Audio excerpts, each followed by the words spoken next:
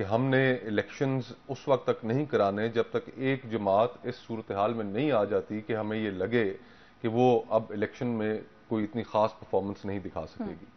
بنیادی بات تو یہ ہے. باقی ہم گھما پھرا کے ہم اور باتیں کر لیں لیکن اصل بات تو یہ ہے.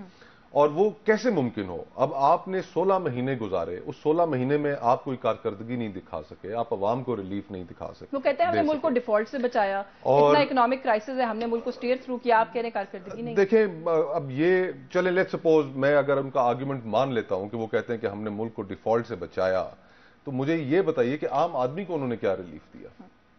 آج جو ہماری یہ دگرگوں ایک صورتحال ہے, اسحاق ڈار صاحب نے اگر فوراً جو مفتاح صاحب نے جو پروگرام نیگوشیٹ کر لیا تھا اس کو پسے پشت نہ ڈالتے تو شاید آج ہم اس جگہ پر نہیں ہوتے.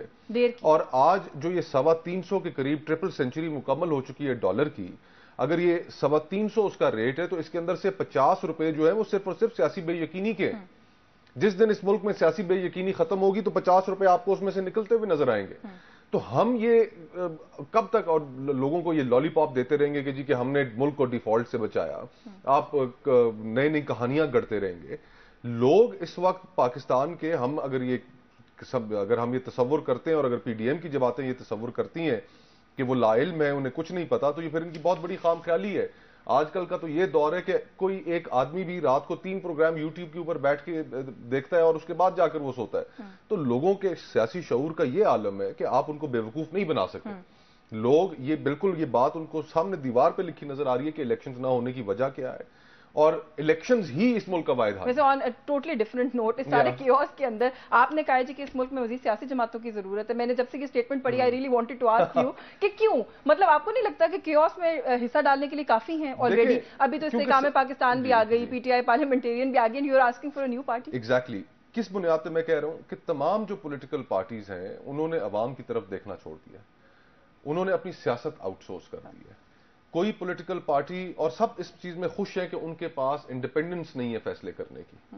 وہ تمام فیصلوں کے لیے وہ منع کے ابا کی طرف دیکھ رہے ہیں, اور جو وہاں سے انہیں پرچی ملتی ہے, جو وہاں سے انہیں ڈائریکشن ملتی ہے, وہ اس پر بغیر کوئی سوچے سمجھے آمین کہنے کو تیار ہوتے ہیں. نئی پولیٹیکل پارٹی پھر ہم ایکسپیکٹ کریں کہ آپ بنانے والے ہیں. طاقت کا جو سرچشمہ ہے وہ عوام ہونی چاہیے. تو آپ بنا رہے ہیں پھر کوئی نئی پولیٹیکل پارٹی جو نہیں دیکھے گی. میرا اتنا سیاسی قد کاٹ نہیں ہے فرینکلی, اگر ہوتا تو میں ضرور 3-4 دوست مل کے آپ نے پاکستان ری امیجن کرنے کی بھی تو ایک اٹیمپٹ میں تو قائل کرنے کی کوشش کر رہا ہوں کہ جن کا سیاسی قد کاٹ ہے ان کو قائل کرنے کی کوشش کر رہا ہوں کہ جناب آگے بڑھیے. اور یہ جو پھر ابھی کچھ ایکسپیریمنٹس ہمارے سامنے ریسنٹلی آئے ہیں, عوام نے انہیں رد کر دیا. فوکر صاحب ایک brief comment, ex prime minister کے ساتھ جو کچھ کہا جا رہا ہے کہ جس طریقے سے سلوک کیا جا رہا ہے, کیسے دیکھتے ہیں؟ وہ کہتے ہیں جی آپ ان کو صحیح کلاس نہیں دے رہے, ان کو پرائیویسی نہیں دے رہے, ان کو ایک غلط جیل میں رکھا گیا ہے.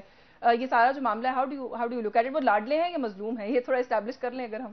دیکھیں اس میں کوئی شک نہیں ہے کہ اس وقت پی ٹی آئی کے بہت سے کارکنان کے ساتھ, ان کی لیڈرشپ کے ساتھ پولیٹیکل وکٹمائزیشن ہو رہی ہے.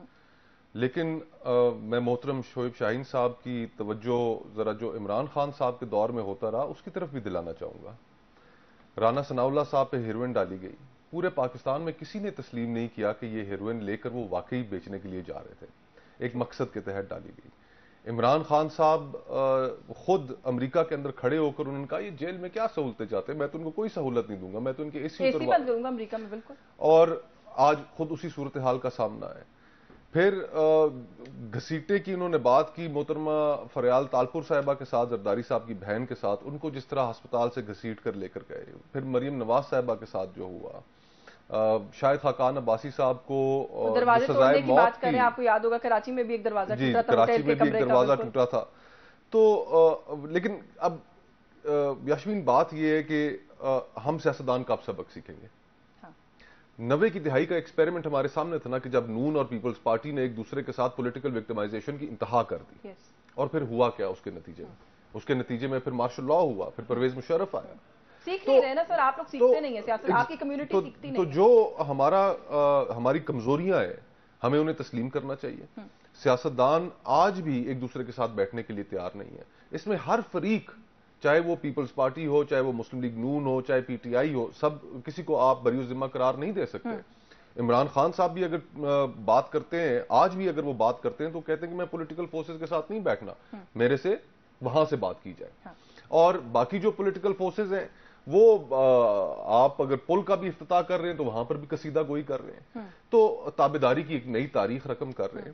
اور پھر دیکھیے اگر ہم نے ملک کو بحرانوں سے نکالنا ہے تو اس کا واحد حل جو ہے وہ فری اینڈ فیئر الیکشنز ہیں.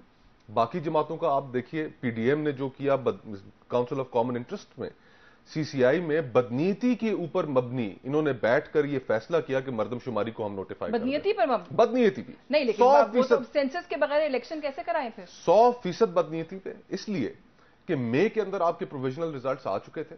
آپ مئی کے اندر یہ پروسیس کر لیتے تو آج آپ کو الیکشنز کا ڈیلے نہ دیکھنا پڑتا. مسلم لیگ نواز نہیں مسلم لیگ نون، پاکستان پیپلز پارٹی، اور پھر اس میں 2 صوبوں کے جو چیف ایگزیکٹو ہے وہ تو کیئر ٹیکرز تھے. پیپلز پارٹی تو ابھی بھی کہہ رہی ہے کہ شاید ہم کورٹ جائیں گے کہ بر وقت انتخابات ہونے چاہیے. پیپلز پارٹی اس کے اندر شامل تھی. ویسے اب تو پی ایم ایل این بھی کہہ رہی ہے اقتدار چھوڑنے کے بعد. صبح شام دیکھیں نا، یہ وہ چیزیں کہ جن کی وجہ سے پیپلز پارٹی کے لیے یہ کانورسیشن بڑی امپورٹنٹ کانورسیشن تھی. کانسٹیٹیوشن، ہیومن رائٹس، ڈیموکریسی، اور ایک چیمپئن اور تاریخ بھی ہے، اس کو آپ نگیٹ نہیں کر سکتے.